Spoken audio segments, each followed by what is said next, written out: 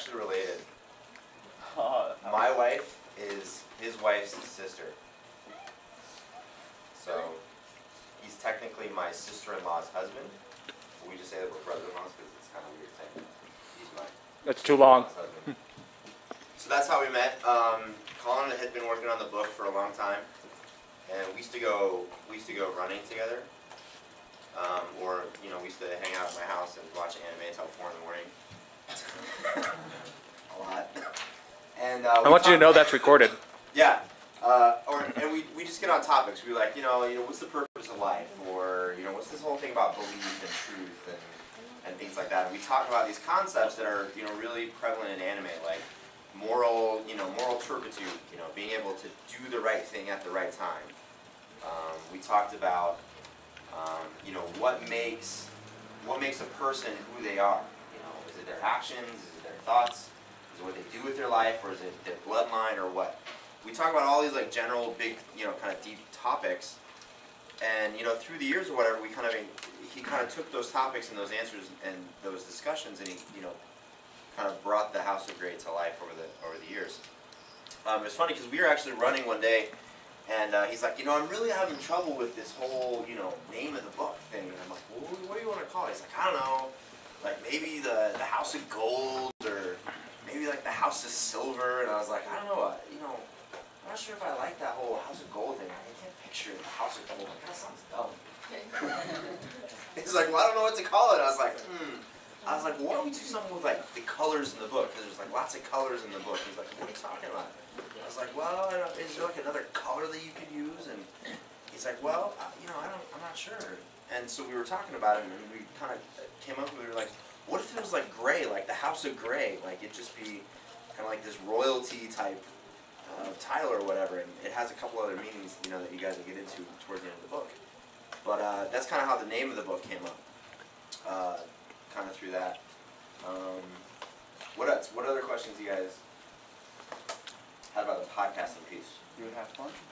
I have tons of fun, and you'll see like when I show you the pictures, like my hands are going crazy. Like I was looking after my wife snapped him, and I talk a lot with my hands. We were actually talking about this last night on the way home, because it's really easy to get burned out on something that you don't enjoy. Like when you're in school and it's like really nice outside and it's almost close to the semester getting out, it's really easy to get burned out like on schoolwork or getting burned out on studying for tests. But when you get something that you really enjoy, drawing, singing, lyrics of music, whatever that stuff doesn't really get you burned out at all. So we were talking about, Tournament of Blades, the next couple of books.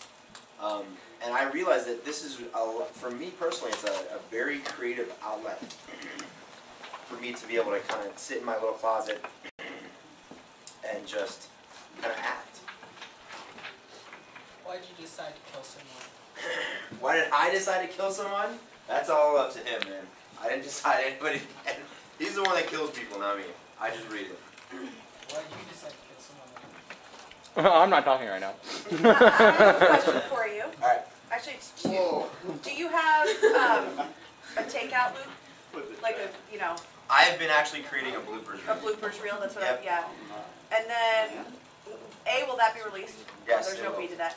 And also, when you're doing conversations between multiple characters, do you do each one on a separate track? Do you stop it? Do you start it so that you can get into the mindset to change characters? All right, so it's a great question.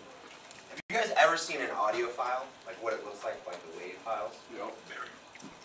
So it's like this really squiggly line stuff, and then like It's like a wavelength. yeah, it's like a wavelength, right? Okay.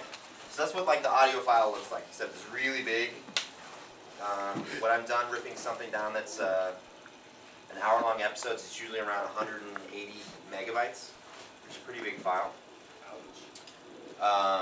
There's ones that are even larger, like 2-hour episodes are around 400 or 500 megabytes, or like half gig. It's a really big file. So when I'm looking at the audio, I see all this kind of stuff right here, and then I actually put breakpoints in my script, okay, where I actually need to take a breath and kind of figure out what's going on. So I actually snap my fingers twice, and those show up as like really sharp lines in the audio file. Okay, so I know that here's one section, and then further down, here's like another section, of audio or whatever. So when I'm editing it, I know that this, between here and here, is supposed to be a shorter pause, but I had to take a breath, I kind of figure out where I am on the script and stuff like that. So I can come in here and I'll edit this out so that this becomes right next to that, okay? Now, let's say I make a mistake. I'm reading this line here and I stumble over a word. I actually snap my fingers 3 times and it shows up as 3 lines, okay? That way I know that this audio is the correction for the one that's preceding it. So then I take this out and I splice that out, and then this becomes, the corrected audio. There are some statements that have like 5 or 6, 3 snaps points because it keeps stumbling over the word. And then usually when that happens, if I can't get it off after 5 or 6 takes, I usually find a spot further up in the audio to kind of clear my head, and then I'll take out the whole thing. Just because sometimes you look at a word and you can't say it right. Contemplative. Contemplative is a word that Collin likes to use that I don't like to say. Schlub. Schlub wasn't bad. A couple of the alliterations that he comes up with, where there's 6 words in a row that start with the letter P. That's pretty hard. Yeah, the dinner of divine, delectable deliciousness. Okay, that is so awesome. Don't even It's an pretend. awesome phrase, but it took me a little while to be able to spit that out.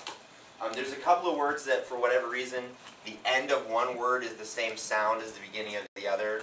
So it's like an S and then a P is hard, grasp. Have you ever tried to say grasp, properly? He grasped the marker? Or asked. Asked. There's 3 consonants you have to get out of your mouth in rapid succession. He asked. So there's a lot of words that